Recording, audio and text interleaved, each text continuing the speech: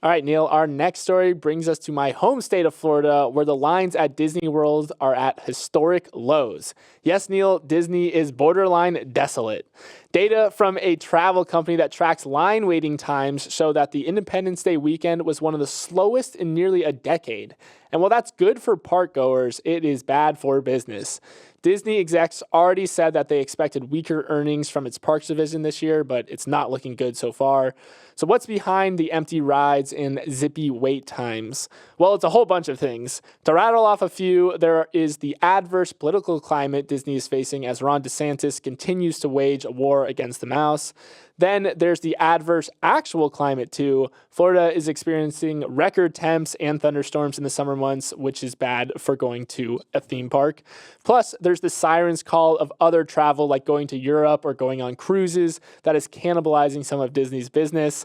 Neal, all this to say that Disney is fighting a huge uphill battle to get people in through those turnstiles these days. I went to Disney World in the summer once. Awful. It's a workout. You are sweating. Yeah. No, I am not surprised by this. You know those fans that they blow and they also have the water spritz? That is a lifesaver, game changer. I mean, it always it pours at 4 p.m. every day, and it gets nice out afterwards, but I can't imagine anything worse than going to Disney World right now in July during Independence Day. Sticky. Yeah. But it is part of the strategy that Disney is employing. They have staked out this plan to minimize the amount of visitors that are coming into Disney World and jacking up prices to kind of squeeze out more juice or revenue from these people. So they've gotten a lot of complaints because they're starting to charge for things like parking and shuttle buses and things that they didn't used to charge for, that they are now asking people to pay for. And then they have all of these upcharges for skipping lines. I mean, I've never seen anything like this. Yeah. You know, for certain there's a Genie Plus subscription. Oh yeah. Where you're like, I know. That's on my. You're like, I have that on my front page of my phone.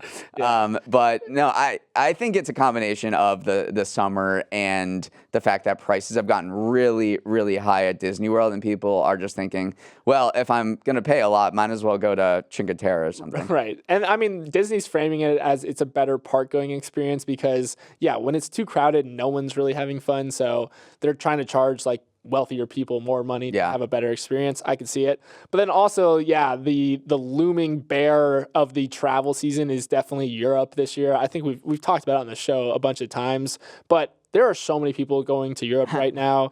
Allianz Partners, which is a travel insurance provider, calculated that the number of Americans traveling to Europe this summer is expected to be up by 55% over last year, which was already up 600% from the year prior. What are we doing? I don't know. Well, you went to Europe. I did. I went to España. I scrolled on Facebook and Instagram before this show, and I saw at least 4 or 5 pictures of people at Lake Como. Everyone's there. And Portugal. And people are going on cruises, too. That's another thing that this Wall Street Journal article cited as potentially cannibalizing some of Disney's business. So cruises in Europe, baby. We've already talked about doing a cruise pod, right? Let's do a Europe pod.